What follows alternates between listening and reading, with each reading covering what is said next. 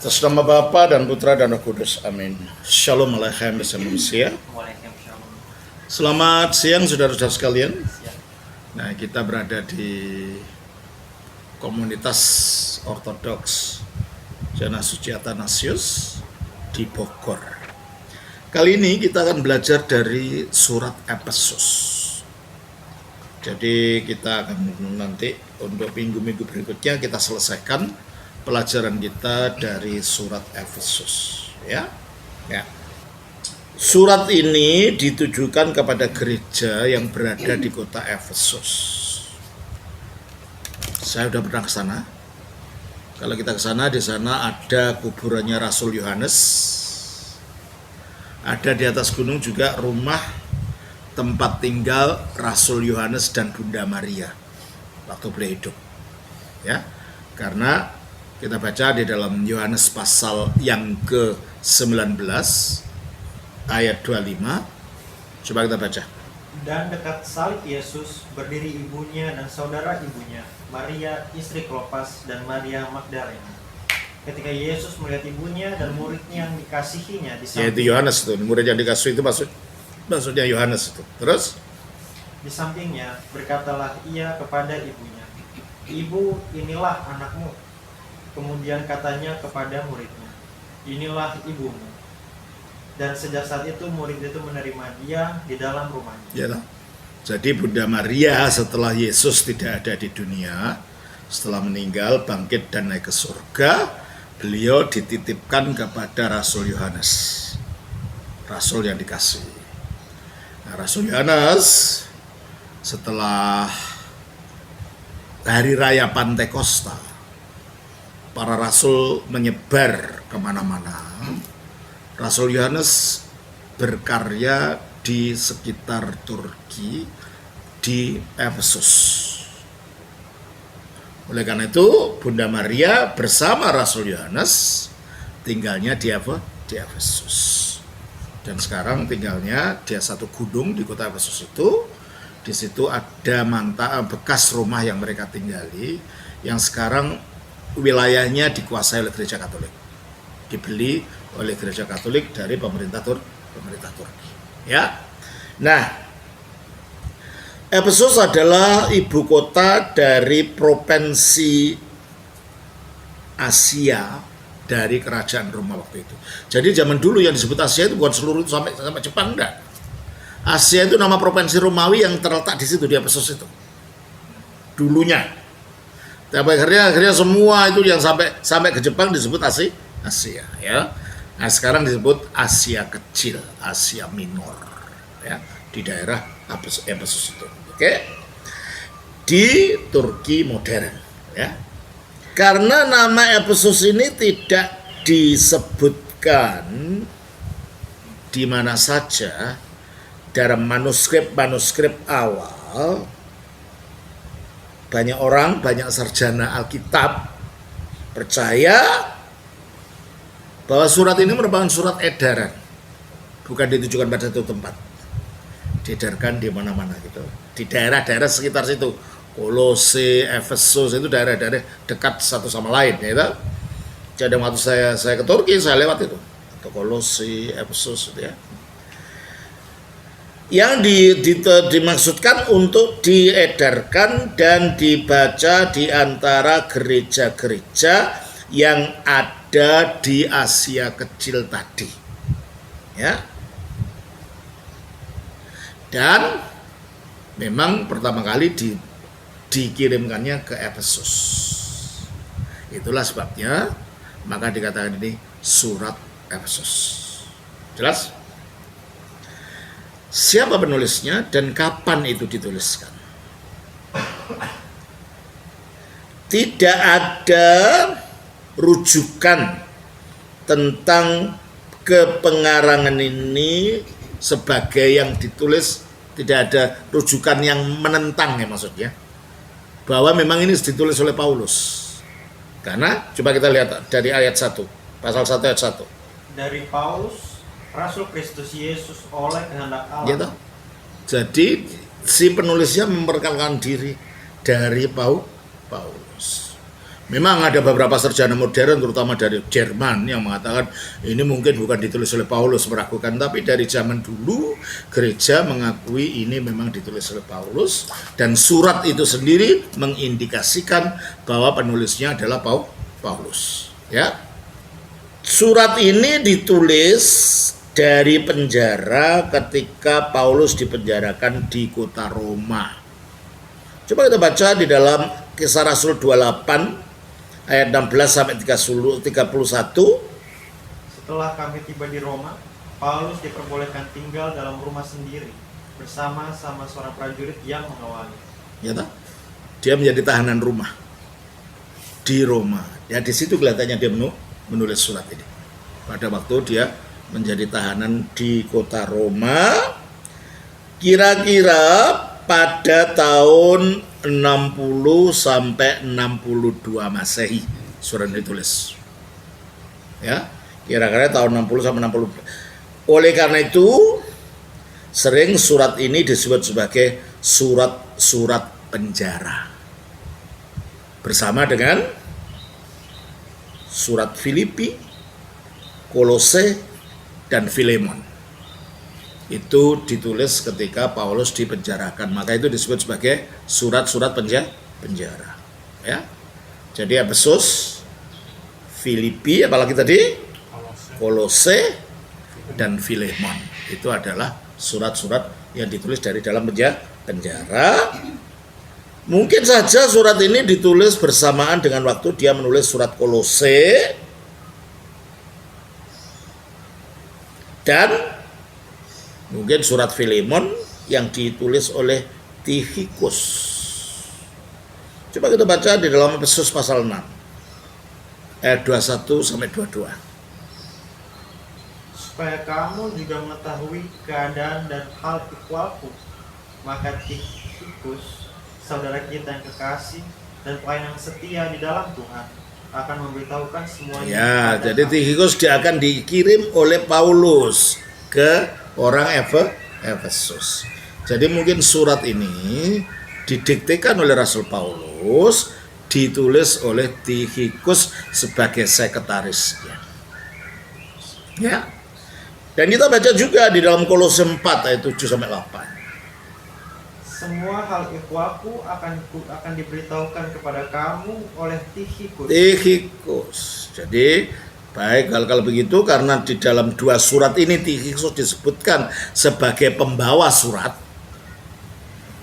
baik di Efesus maupun di Kolose, kemungkinan besar surat itu ditulis secara bersamaan, baik yang ke Efesus maupun ke Kolose, karena letaknya berdekatan, nggak jauh. Jadi waktu saya ke Turki kemarin melewati Kolose baru ke Efesus. Ya. Terus mengenai latar belakang dan settingnya, kemungkinan besar bahwa Injil pertama kali dibawa ke Efesus oleh Priscilla dan Aquila, suami istri ini, sebagai orang suami istri yang sangat sangat cerdas dan sangat skillful, gitu ya, mempunyai kemampuan yang luar biasa. Kita baca dari Kisah Rasul 18 ayat 26. Ia mulai mengajar dengan berani di rumah ibadat, tetapi setelah Priscilla dan Aquila mendengarnya, mereka membawa dia ke rumah mereka. Ya, jadi gini, Priscilla dan Aquila bertemu dengan Paulus di Efesus. Oke.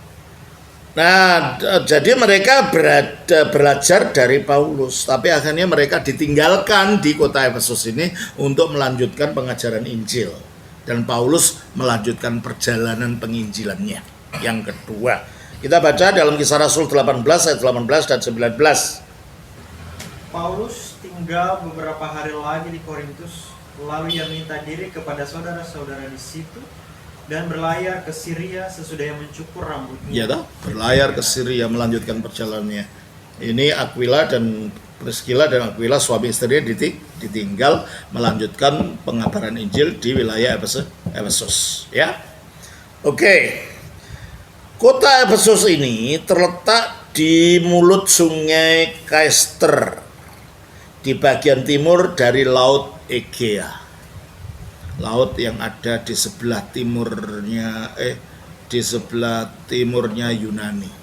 Itu ada laut antara Turki dan Yunani. Di situ ada laut Egea namanya ya. Ya di situ. Dan kota Efesus itu sangat terkenal karena ada patungnya atau kuilnya Dewa Artemis atau Dewi Diana, yang merupakan salah satu 7 keajaiban dunia purba. Saya sudah ke sana. Memang luar biasa itu. Candinya luar biasa. Ya masih banyak yang utuh ya, sudah banyak yang rontok-rontok ya, tapi masih besar, masih berdiri besar gitu ya. Ya mungkin kalian nanti kapan-kapan rame-rame ke Turki untuk melihat tempat-tempat ini ya. Terus Efesus juga menjadi pusat dari politik, pendidikan, dan komersial yang sangat penting, yang sejajar dengan kota Alexandria di Mesir dan kota Antiokhia di Pisidia. Ada 2 Antiokhia ya, yang satu Antiokhia di Syria, yang daripadanya, dari kota ini Paulus dan Barnabas dikirimkan oleh gereja Antiokhia. Tapi ada Antiokhia yang di Turki, yaitu yang di Pisidia. Jadi jangan kacau ya. Ada 2 kota Antiokhia di Alkitab, Antiokhia yang di Syria dan Antiokhia yang ada di Asia Minor, Asia Kecil atau di Turki ya.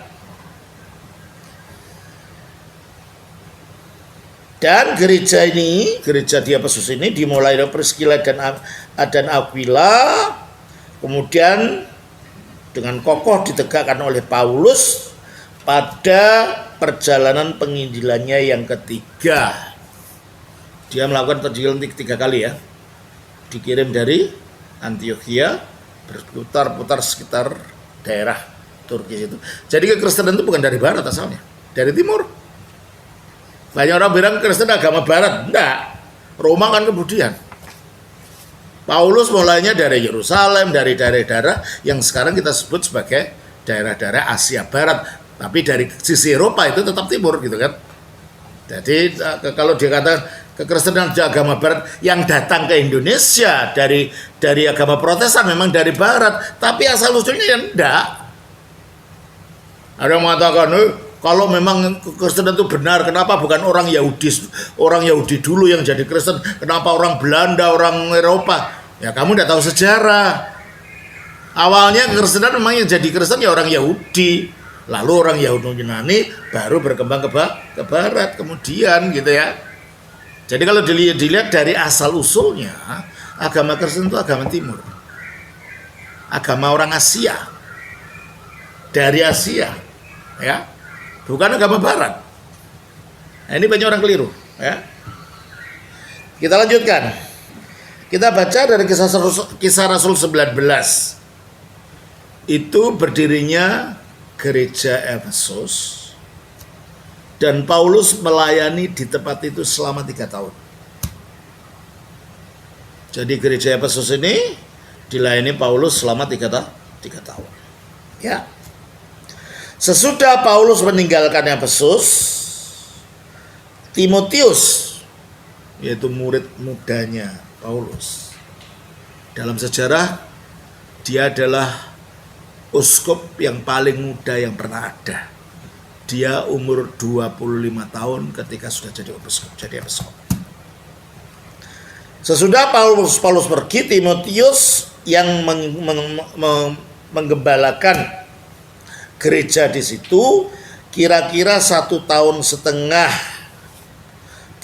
terutama sekali untuk menghadapi ajaran-ajaran sesat dari orang-orang yang sangat berpengaruh di gereja itu.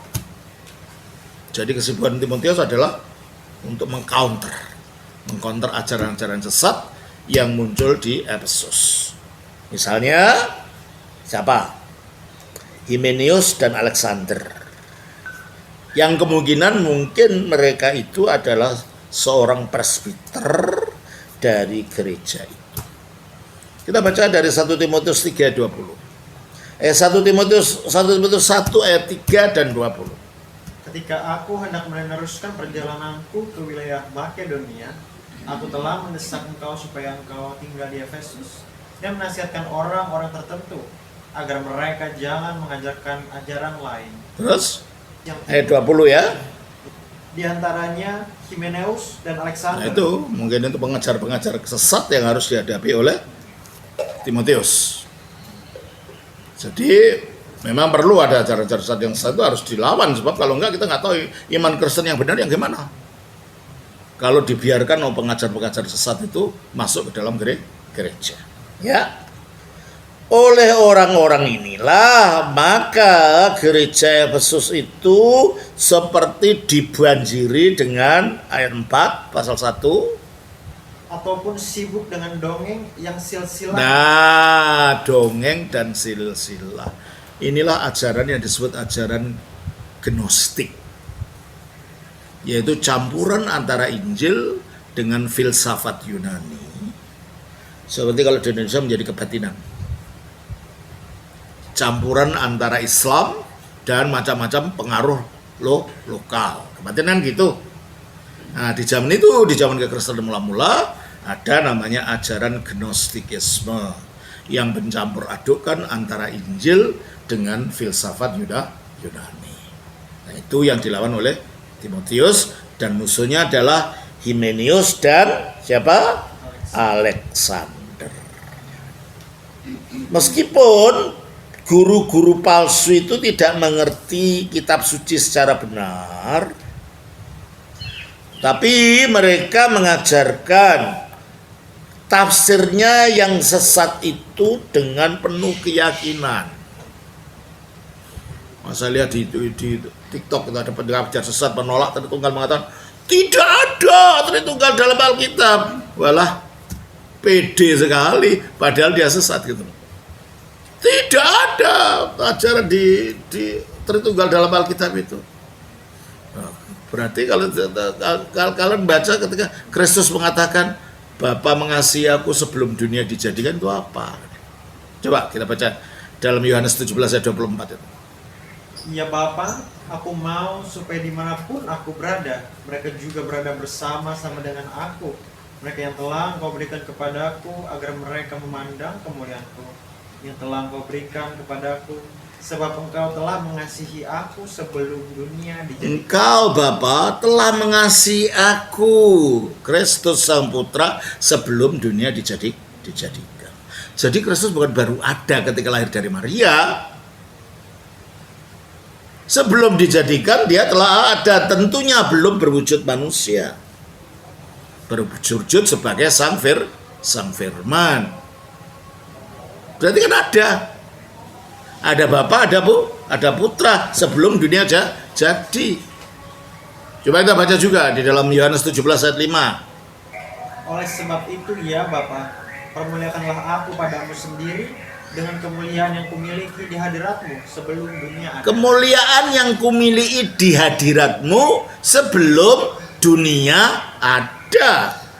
Berarti Kristus mengatakan sebelum dunia ada, dia sudah ada di mana? Di hadiratnya Allah. Ya ini mungkin belum Tritunggal, tapi kan paling tidak ada Bapa, ada Putra. Ya kan? Nah, kita baca lagi sekarang. Di dalam 1 Korintus 2 ayat 10 dan 11. Karena kepada kita Allah telah menyatakannya oleh Roh, sebab Roh menyelidiki segala sesuatu, bahkan hal yang tersembunyi dalam diri Allah. Kalau Roh itu tahu apa yang tersembunyi di dalam diri Allah, berarti di mana dia berada? Ya di dalamnya Allah. Berarti di dalam Allah yang esa itu sebelum ada dunia, ya ada Bapa, ada firman-Nya yang disebut Putra, dan ada Roh yang tinggal di dalamnya. Kok tidak ada Tritunggal, kamu menerangkannya gimana itu gitu loh. Data-data kitab suci ini. Wah, tapi orang mulutnya, wah itu sesat, ada Tritunggal. Nah, yang kamu baca kitab suci yang sama dengan kitab suci atau tidak gitu. Kalau kitab sucimu sama dengan kitab suci yang aku baca, berarti ada itu. Ada sang firman itu sebelum dunia dijadikan. Ada roh itu di dalam diri Allah itu kan. Coba kita baca lagi ayat 11 dari pasal itu. 1 Korintus 2 ayat 11. Siapa gerangan di antara manusia yang tahu apa yang terdapat di dalam diri manusia selain roh manusia sendiri yang ada di dalam. Nah, roh manusia ada di mana? Di mananya manusia? Di dalamnya manusia. Terus? Demikian pula lah tidak ada orang yang tahu apa yang terdapat dalam diri Allah selain roh. Nah, kalau rohnya manusia ada dalam manusia, maka rohnya Allah ada di mana? Di dalam Allah, gitu loh. Jadi di dalam Allah yang satu yang disebut Bapa itu, terdapatlah firman-Nya yang disebut Putra, yang ada sejak sebelum dunia dijadikan, dan terdapat rohnya yang ada di dalam dirinya yang disebut Roh Kudus. Loh, itu apa terus? Bagaimana orang ini mau menerangkan data kitab suci ini? Bahwa ada sejak dunia sebelum dijadikan, ada yang putra ini yang dikasihi Bapa, ada sejak dunia belum dijadikan, ada roh ini yang ada di dalam Bapa ini. Gitu ya. Nah, ternyata bidat itu kadang-kadang mulutnya terlalu berani, biarpun salah gitu loh. Dari zaman dulu, dari zamannya Timotius ini gitu ya. Coba kita baca di dalam ayat itu tadi. Ayatnya yang ke-7 pasal 1. Mereka itu hendak menjadi pengajar hukum Taurat tanpa mengerti perkataan Mereka menjadi pengajar hukum Taurat, pengajar kitab suci tanpa mengerti gitu loh. Seperti orang tadi, wah tidak ada tertunggal ya, ngomongnya saya tapi tidak ngerti bahwa di kitab suci itu ada data-data yang begitu gitu ya. Ya memang kata tertunggal tidak ada, tapi faktanya ada gitu loh. Nah, kata Tritunggal itu diberikan oleh para bapak gereja sesudah para rasul meninggal, murid-muridnya. Yang pertama kali di barat disebut Trinitas dalam bahasa Latin oleh Tertullianus. Di gereja timur, di Antioquia, itu disebut oleh Theophilus dari Antioquia sebagai dalam bahasa Yunani Triados. Ini bahasa dari murid-murid pelanjutnya para rasul untuk menjelaskan fakta bahwa di dalam Allah yang satu, di dalam Bapa ini ada firman, ada rohnya. Ya daripada bingung disebut itu tri, tapi kan ada dalam satu Allah, tunggal, makanya lah tri tunggal itu. Jelas ya? Bahwa tidak ada dalam Alkitab tidak berarti tidak diajarkan di sana. Istilahnya aja tidak ada. Tapi kenyataannya ada gitu kan. Karena sejak sebelum dunia jadi, firman atau putra telah ada. Sejak kekekalan, roh itu telah ada di dalam Allah yang satu, yaitu Bapa itu. Baca 1 Korintus 8 ayat 6. Namun bagi kita hanya ada satu Allah saja. Nah, namun bagi kita hanya ada satu Allah saja, ya siapa? Yaitu Bapa. Nah, di dalam Bapa ada siapa? Ada roh. Di dalam Bapa ada siapa? Ada firman atau putra. Itu apa ini? Biarpun namanya judulnya Tritunggal tidak ada, tapi faktanya ada gitu loh. Ada Bapa, ada firmannya atau putra yang ada di dalam dirinya, dan ada Roh Kudus yang udah dalam diri Allah. Lo kok bisa mengatakan tidak ada Tritunggal itu gimana? Ya. Terus, jadi Tritunggal itu tidak berbicara tentang jumlahnya Allah. Karena Allah tidak berjumlahnya, itu cuma satu. Tapi Tritunggal itu berbicara tentang keberadaan di dalam Allah yang satu itu. Ternyata dalam Allah yang satu yang disebut Bapa itu ada firman yang disebut putra, ada rohnya yang disebut roh kudus itu loh. Jadi Tritunggal itu tidak berbicara tentang jumlahnya Allah, tapi berbicara tentang keberadaan di dalam diri Allah yang satu. Jelas ya? Jadi jangan dengar kalau yang orang teriak-teriak itu, karena para bidat itu dari dulu ya gitu, sukanya teriak-teriak. Ya. Padahal mereka tidak ngerti apa yang diomongkan, ya. Jadi meskipun mereka para pengguru filsafat itu tidak tahu kitab suci secara benar, tapi mereka terlalu berani koar-koar yang tidak melawan kitab suci, melawan ajaran gereja sejak awal, melawan ajaran para rasul. Ya. 30 tahun atau 30 tahun kemudian Kristus memberi kepada Rasul Yohanes suatu surat untuk gereja ini, yaitu gereja Efesus, yang menyatakan bahwa anggota-anggotanya meninggalkan cinta mula-mula. Coba kita baca Wahyu 2 ayat 1 sampai 7. Tuliskanlah kepada malaikat jemaat di Efesus, inilah firman dari Dia yang memegang ketujuh bintang itu di tangan kanannya dan berjalan. Jemaat di mana katanya? Di Efesus. Terus, inilah firman dari Dia yang memegang ketujuh bintang itu di tangan kanannya dan berjalan di antara ketujuh kaki dian emas itu. Aku tahu segala pekerjaanmu, baik jerih payahmu maupun ketekunanmu. Aku tahu bahwa engkau tidak dapat sabar terhadap orang-orang jahat, bahwa engkau telah mencobai mereka yang menyebut dirinya rasul, tetapi yang sebenarnya tidak demikian, bahwa engkau telah mendapati mereka pendusta. Dan engkau tetap itu ada pendusta kan? Guru-guru palsu di Efesus itu. Terus? Dan engkau tetap sabar dan menderita oleh karena namaku. Oke, terus? Dan engkau tidak mengenal lelah. Namun demikian aku mencela engkau karena engkau telah meninggalkan kasihmu yang semula. Nah, itu biasanya orang itu kalau nggak hati-hati iman itu bisa mundur. Makanya perlu bertemu, perlu bekerja, perlu berdoa, perlu baca kitab suci seperti ini supaya iman itu tidak mundur. Ya. Karena seperti kayu, kalau kita bakar dengan kayu yang lain, nyalanya gimana? Nyalanya besar. Tapi satu kayu ini kita tinggalkan, taruh di pojokan sana. Lama-lama gimana? Mati padam. Demikianlah iman kita ketika kita tidak bersama-sama dengan yang lain, kita tidak pelajari api dari iman yaitu firman ini, kita lama-lama akan mengalami kepadaman itu. Sehingga lama-lama kita akan kehilangan kasih yang mula-mula. Jelas ya? Mari kita lanjutkan sekarang. Surat Efesus ini dibagi dalam dua kelompok. Dari pasal 1 sampai 3 itu isinya lebih mengenai doktrin. 4 dan 5 karena isinya cuma 6. 4 sampai 6 isinya lebih pada praktek hidup. Ya. 1 sampai 3 itu isinya doktrin. Nah, ini yang akan kita pelajari. Dan 4 sampai 6 itu isinya praktek kehidupan. Baik, kita masuk saja kepada kitabnya itu sendiri.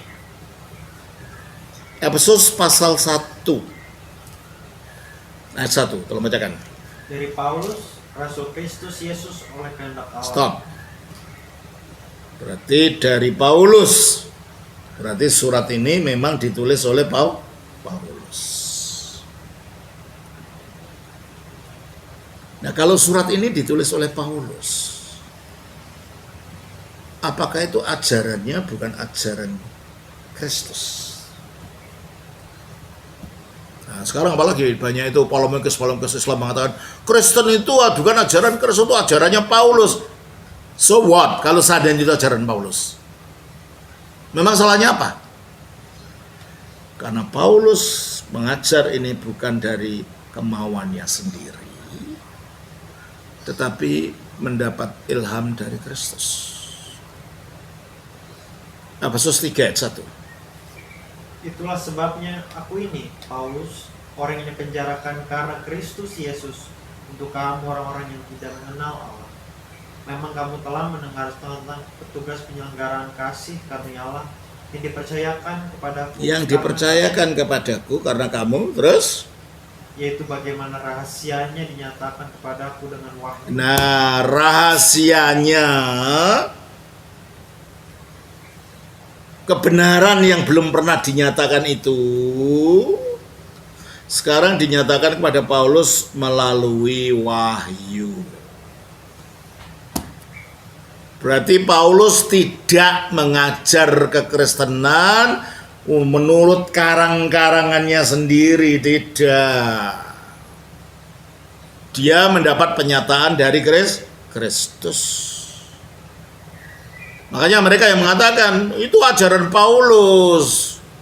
Lah kalau itu ajaran Paulus, dari awal pasti ditentang oleh 12 murid yang lain. Tapi kan tidak.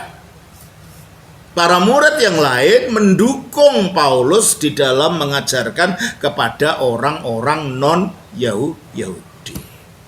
Coba kita baca dari Galatia pasal 1. Ayatnya yang ke-17.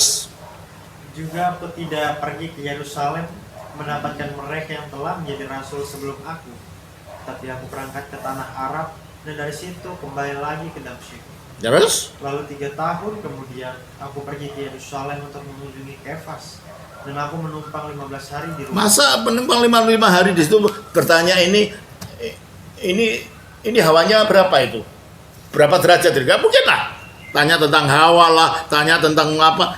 Pasti dia akan berbicara tentang hal-hal yang penting untuk iman.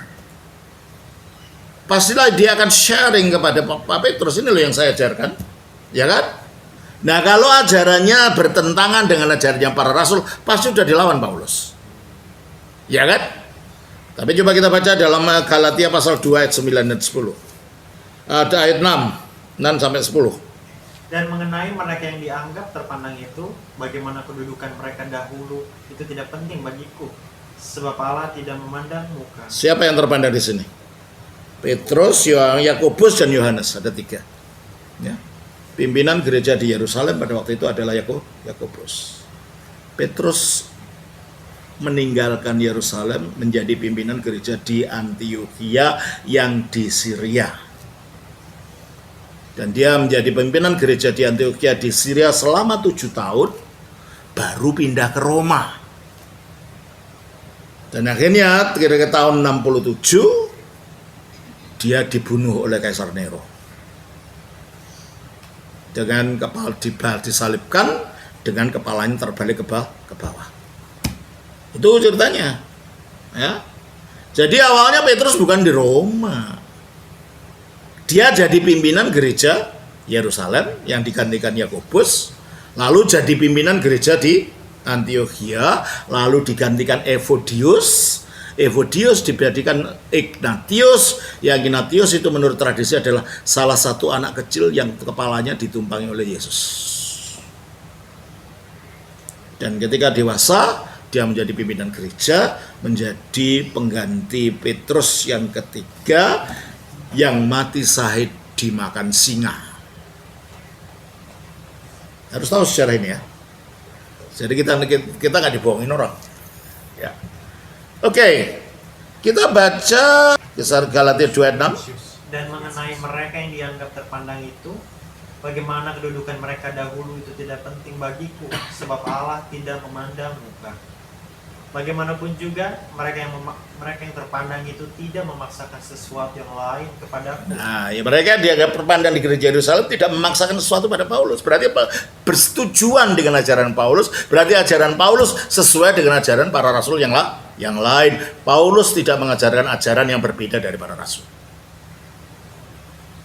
Dengan demikian, Paulus tidak mengajarkan yang bertentangan dengan ajaran Yesus. Dengan demikian, ajaran Paulus bukan ajarannya pribadi, tetapi memang ajaran bersama tradisi suci yang berasal dari Yesus Kristus sendiri yang disampaikan kepada jemaat waktu itu. Tujuan bahwa ajaran Kristus itu ajaran Paulus, tujuan tanpa dasar, dan itu tujuan berdasarkan kebodohan, bukan berdasarkan ilmu. Jelas ya ini ya? Kita lihatkan ayat itu. Tetapi sebaliknya, setelah mereka melihat bahwa kepadaku telah dipercayakan pemberitaan Injil untuk orang-orang tak bersunat, sama seperti kepada mereka. Nah, bukan saja mereka, Paulus tidak dipaksa untuk melakukan yang lain-lain, tetapi dikatakan, tetapi sebaliknya, setelah mereka melihat bahwa kepadaku, pada Paulus, telah dipercayakan pemberitaan Injil untuk orang-orang tak bersunat, maksudnya orang non-Yahudi, sama.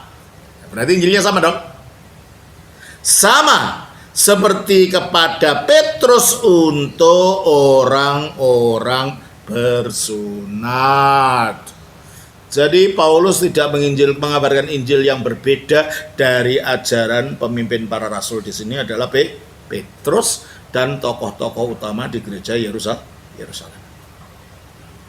Jadi tidak ada fitnahan yang sekarang dimunculkan itu bahwa ini ajaran Paulus. Nah, sehingga ada penolakan, ini kadang Paulus ditolak. Nah, sekarang para polemikus itu menolak, kalau di TikTok itu menolak Paulus. Padahal dulu yang awal sekali menolak Paulus itu ada sekte. Ajaran sesat namanya Ebionites, pecahan dari gereja Yerusalem. Kalau gereja yang sebenarnya, gereja yang ortodoks waktu itu, ya tetap memang mengakui Paulus adalah merupakan rasul dari Kristus, tidak mengajarkan sesuatu yang berbeda.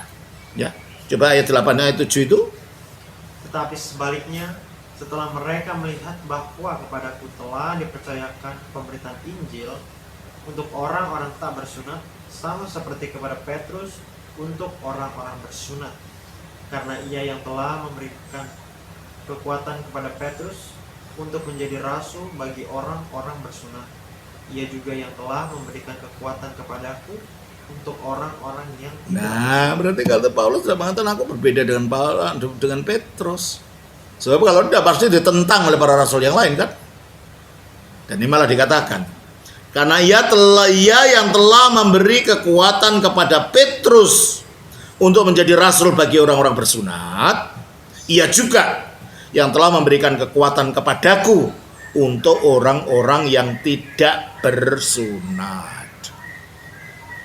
Dan setelah melihat kasih karunia yang dianugerahkan kepadaku, maka Yakobus, yaitu saudaranya Tuhan Yesus, Kefas, yaitu Petrus, dan Yohanes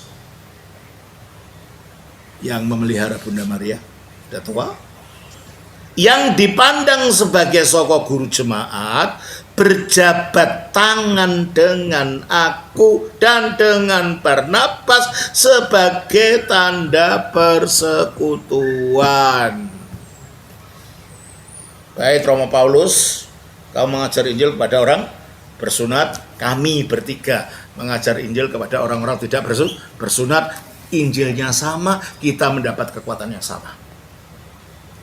Dari data ini jelas bohong, hoax, dan dusta. Yang mengatakan bahwa kekristenan didirikan oleh Paulus, yang mengatakan bahwa Paulus adalah perusak kekristenan. Jelas ya? Kita lanjutkan episode tadi. Pasal 1 ayat 1.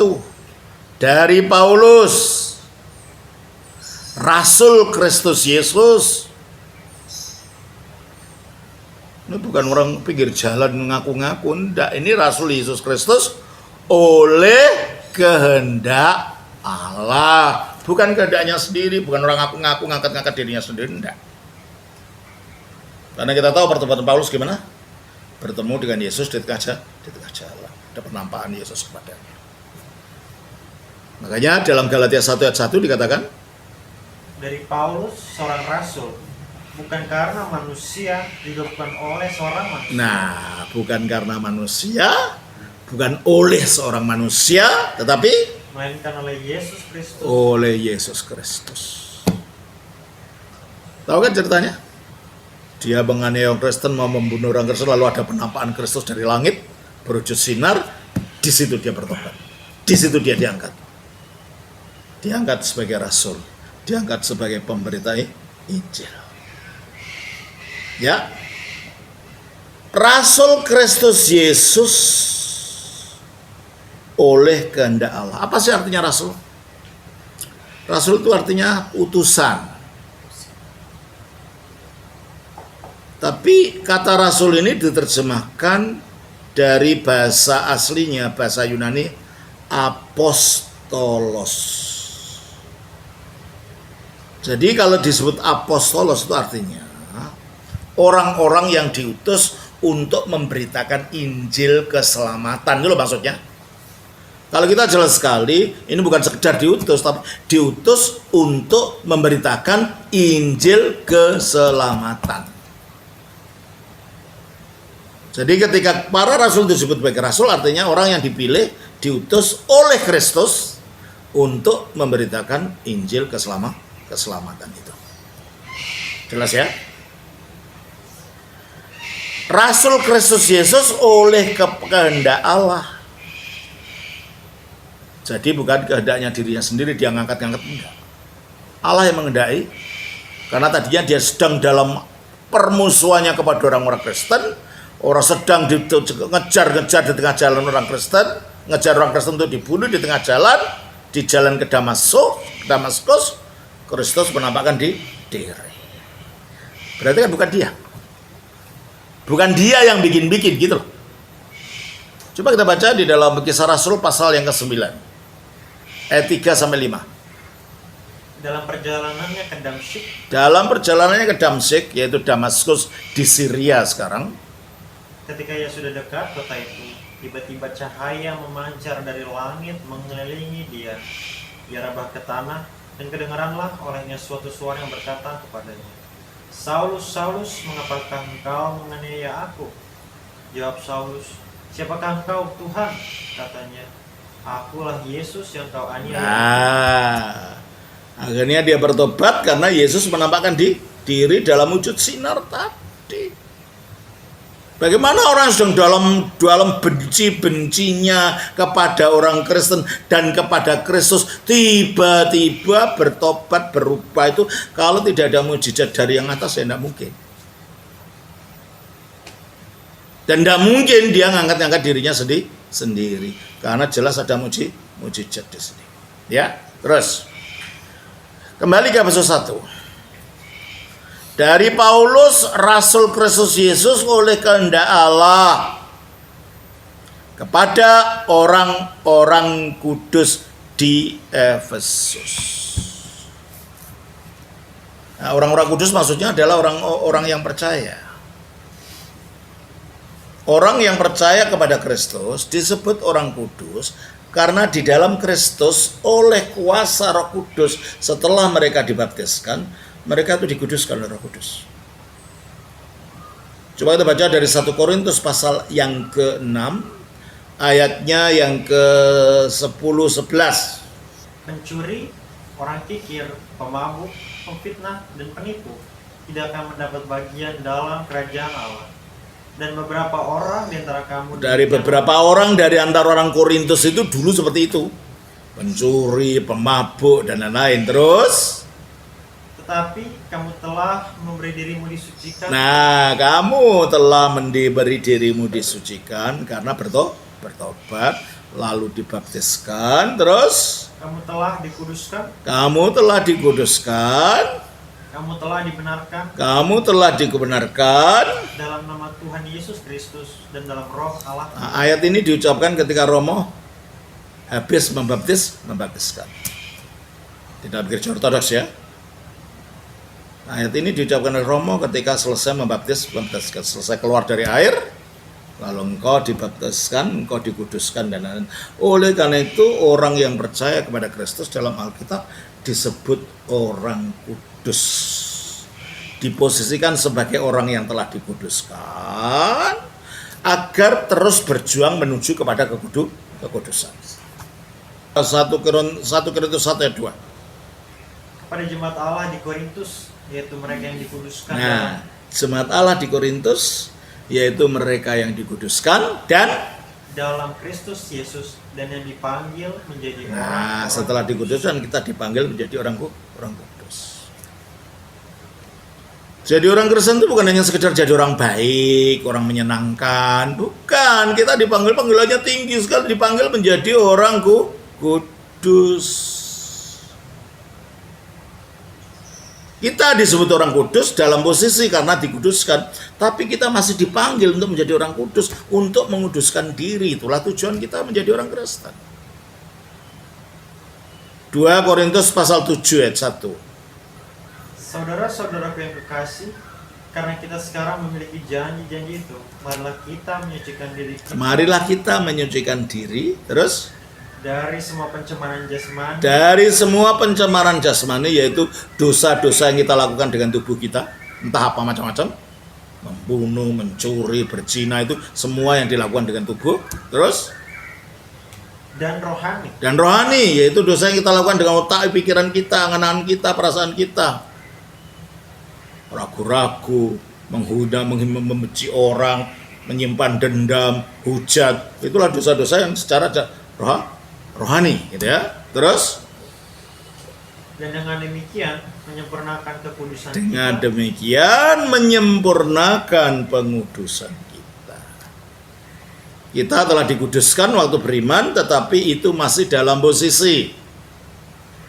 Makanya kita harus berjalan dalam kekudusan untuk mencapai penyempurnaan kekudusan itu. Nah, itulah tujuan menjadi Kristen itu. Coba kita baca dari 1 Petrus pasal 1 ayat 15. tetapi hendaklah kamu menjadi kudus Hendaklah kamu menjadi kudus di dalam seluruh hidup, di dalam seluruh hidupmu. Terus? sama seperti Dia yang kudus. Nah, kudus itu urangnya Allah ya. Bukan sekedar menghindari ini atau menghindari itu saja. Tapi lebih pada orientasi kehidupan yang menuju menjadi kudus seperti Allah. Terus? Sama seperti Dia yang kudus. Sama seperti Dia yang kudus. Dalam kau kudus, di dalam seluruh hidupmu sama seperti Dia yang kudus. Jadi standarnya kekudusan orang Kristen itu bukan seorang romo atau bukan. Standarnya Allah sendiri. Sangat tinggi standar kehidupan Kristen itu. Nah, mana bisa romo? Bisa karena Roh Kudus yang menguatkan. Nah, ini bedanya. Oleh karena itu iman Kristen bukan yang sekedar agama aturan, agama yang bersifat hukum, agama yang bersifat moralis, tapi agama supernatural, karena di dalamnya ada Roh Kudus yang menolong kita untuk sampai mencapai kekudusan itu. 1 Petrus 1 ayat 2. Yaitu orang-orang yang dipilih sesuai dengan rencana Allah Bapa kita, dan yang dikuduskan oleh Roh. Dikuduskan oleh apa? Dikuduskan oleh Roh. Itulah. Jadi tak cukup kita hanya datang ke gereja, pulang terus tidak apa-apa. Enggak. Kita harus mencapai kekudusan dari dalam. Dan kita harus menjadi kudus seperti Allah di dalam Kristus. 1 Yohanes 3 ayat 3. Setiap orang yang menaruh pengharapan itu kepadanya, Pengharapan untuk dimuliakan bersama Kristus itu ayat sebelumnya. Terus menyucikan diri sama seperti Dia yang adalah menyucikan diri sama seperti Dia yang adalah kudus. Jadi bukan karena orang ya. Teladan kita adalah Kristus, rasul-rasulnya, dan orang-orang kudus yang menghidupi kekudusan itu. Mengapa? Karena Alkitab mengatakan, kalau kita tidak kudus, kita tidak dapat melihat Allah. Melihat saja tidak bisa, apalagi menyatu. Padahal keselamatan itu terdiri dari manunggaling kawula langgusi, kata orang Jawa. Menyatunya kita dengan Tuhan gitu loh. Dan itu bisa terjadi kalau ada pengudusan dari pihak kita oleh kuasa Roh Kudus. Kita baca di dalam Ibrani 12 ayat 14. berusaha hidup damai dengan semua orang, Berusahalah hidup damai dengan semua orang. Terus dan kejarlah kekudusan, kejarlah kekudusan. Kenapa? sebab tanpa kekudusan tidak seorang pun akan melihat Tuhan. Karena tanpa kekudusan tidak seorang pun akan melihat Allah. Juga Matius 5:8. Berbahagialah orang yang suci hatinya, karena mereka akan melihat Allah. Berbahagialah orang yang suci hatinya, karena mereka akan melihat Allah. Lah kalau hatinya tidak suci gimana? Ya tidak bisa melihat Allah. Oleh karena itu kekudusan itu merupakan hal yang harus kita kejar dalam kehidupan ini, agar kita pada akhirnya nanti bertemu dengan Allah, dapat melihat Allah itu dalam kemuliaan. Makanya kita percaya adanya orang-orang kudus. yaitu orang-orang Kristen yang telah mencapai derajat pengudusan. Kita orang kudus disebut orang kudus secara potensi. Karena kita berpotensi itu juga menjadi orang kudus. Tapi yang kita sebut orang kudus adalah orang-orang yang sudah mencapai realisasi menjadi orang kudus, telah melihat Allah itu. Jelas ini ya? Maka kita disebut orang kudus di dalam Alkitab. Kita lanjutkan. Dari Paulus, Rasul Kristus Yesus oleh kehendak Allah kepada orang-orang kudus di Efesus. Dan siapa orang kudus ini? Orang-orang percaya dalam Kristus Yesus.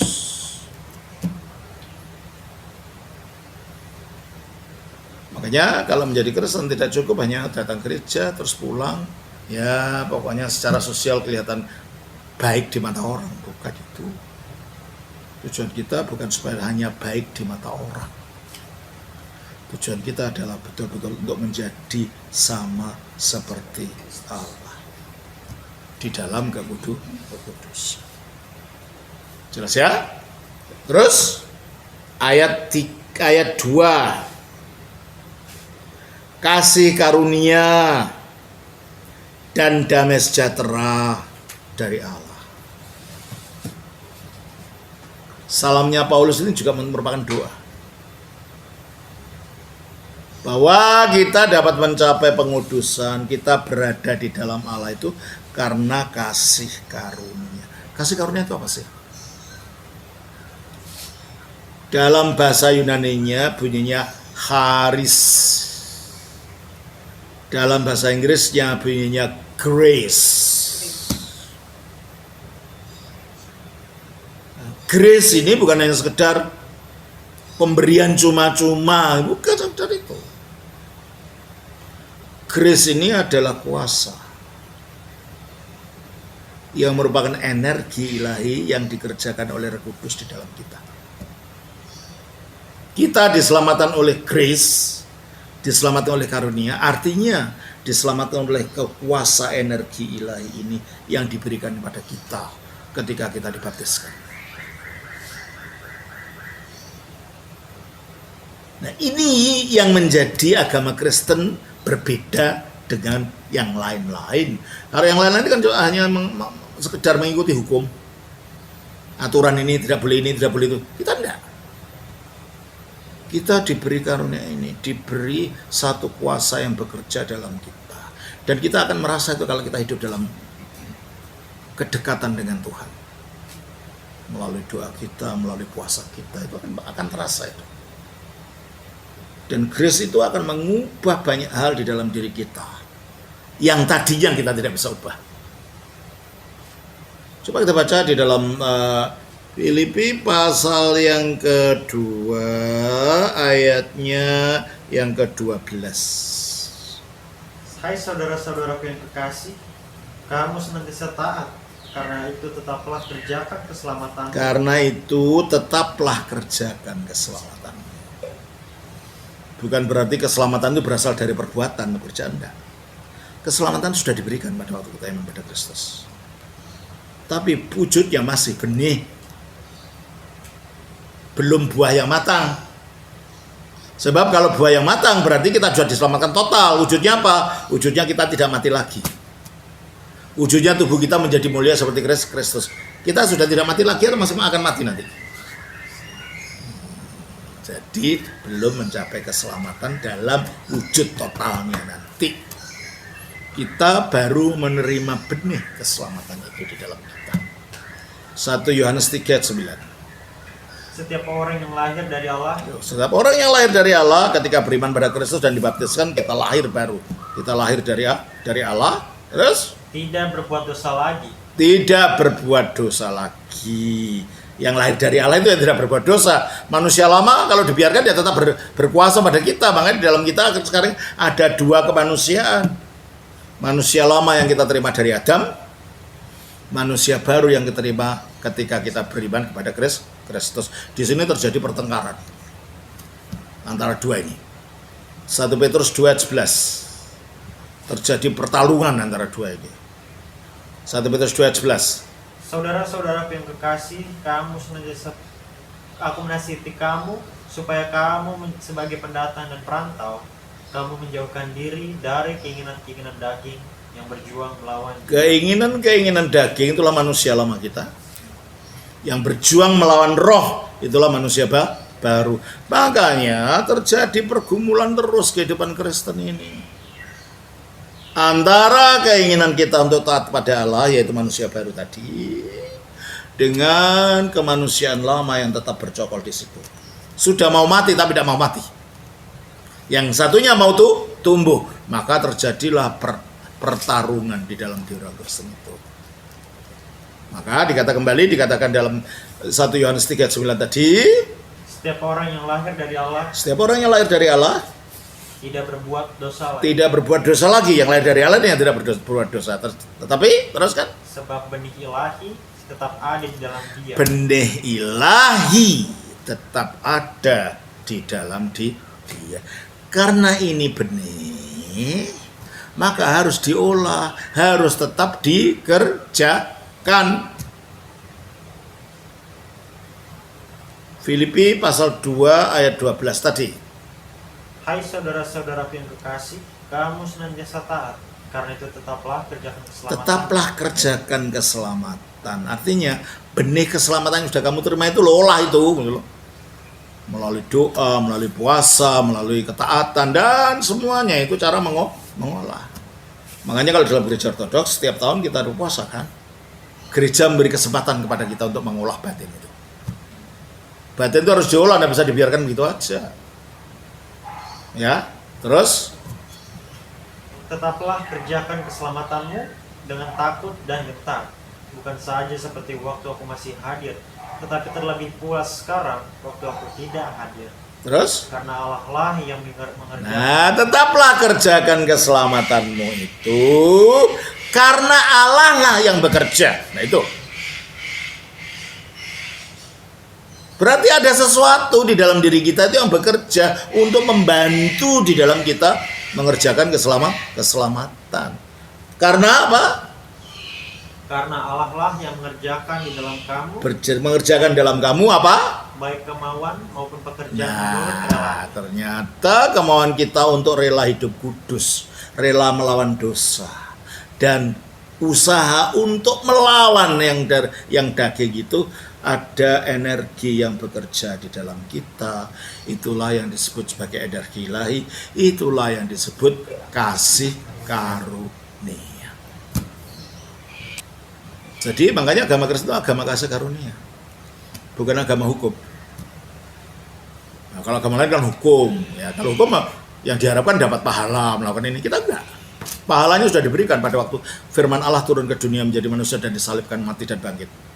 Itu pahala paling besar untuk keselamatan kita.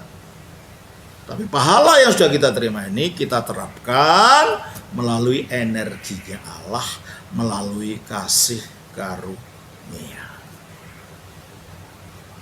Kita lanjutkan dalam Efesus pasal 1 tadi, ya.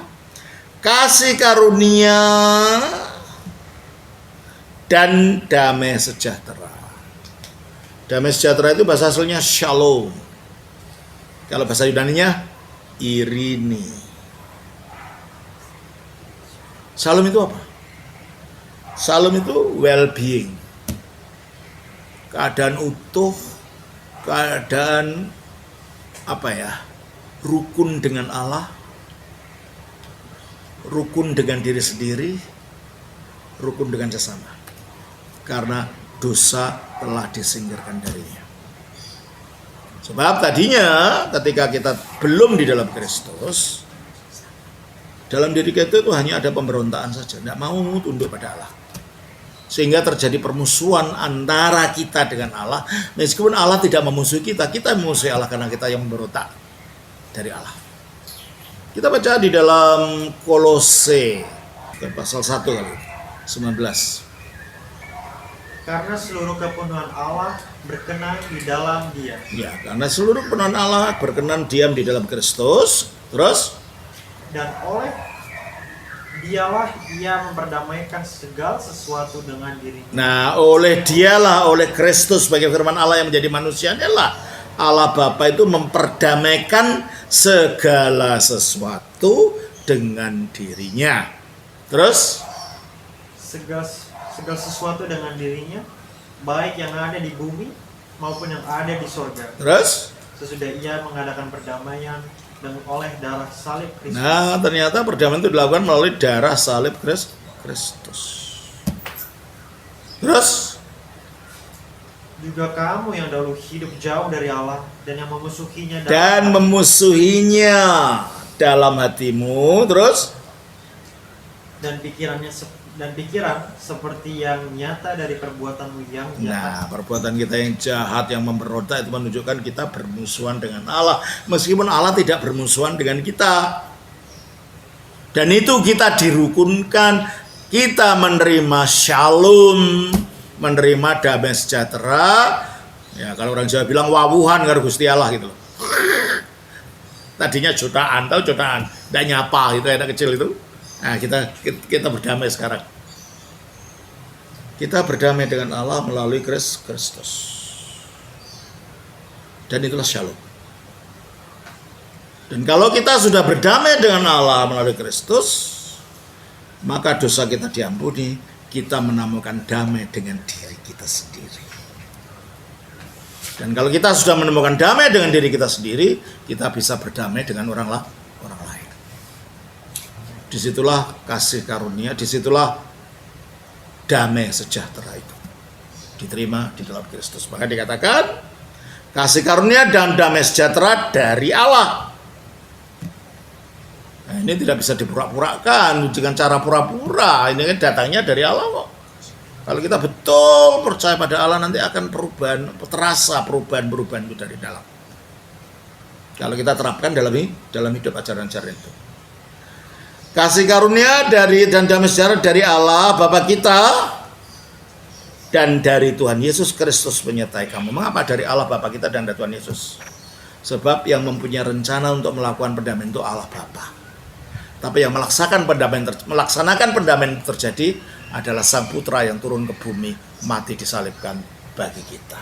Maka datangnya kasih karunia dan damai sejahtera itu dari Allah Bapa dan Yesus Kristus sebagai firman Allah yang melaksanakan rencana Bapa itu. Itu ya. Ada pertanyaan? Saya kira cukup 2 ayat ini saja dulu untuk hari ini. Nanti kita lanjutkan untuk hari-hari berikutnya.